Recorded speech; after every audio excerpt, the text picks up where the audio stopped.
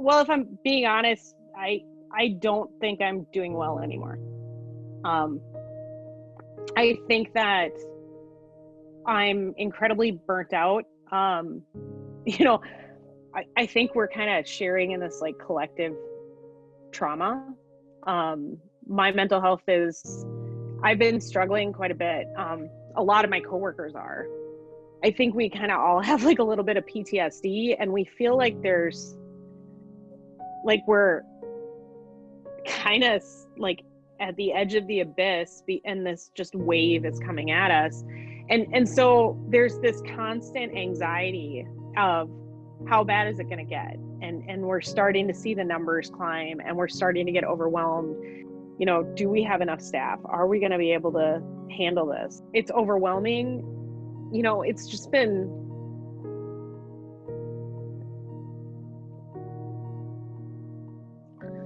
just awful. In April, I remember we had this man who came in, and he had COVID, and he was not doing well. And the nurse went out. His son was sitting in the parking lot because we weren't letting visitors in. And she said, "Have you checked on your mom? Your dad has COVID and he's not doing well, and I'm not sure he's going to survive this." And she was very honest, talking in the parking lot with this son. Guy passed away upstairs a few days later, and then shortly after that, I think it was about a week, she came in very, very sick from COVID.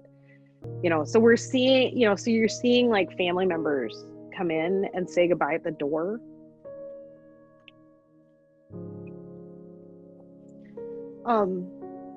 And I think that's very different. And, I think that is weighing on a lot of us.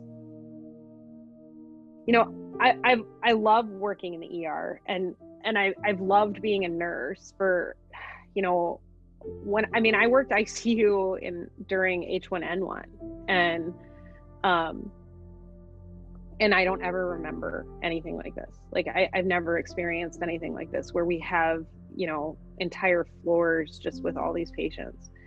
And, I think that is weighing on a lot of us. I'm so grateful for the people that I work with, because we've seen some pretty heinous stuff together. And, we've had to learn to rely on each other. I share more with, my coworkers than I share with my family. In ER, there's high numbers of divorce and, substance abuse and alcohol use and depression, anxiety. And, I have had issues with depression and anxiety. And I think part of that is ER nursing, but COVID has, I think, magnified it like tenfold. Several of us has said that we all think that we probably have like a collective PTSD, and we will, from this. In the ER, we're kind of used to being abused, I guess. We've always kind of struggled with, people screaming at us that, we're not doing stuff the way that they want. And, now no families can be in. So you'll have people, because there's no visitors. And so you'll have people just screaming at us about that. And there was like this outpouring of support kind of initially, but that's not the case now.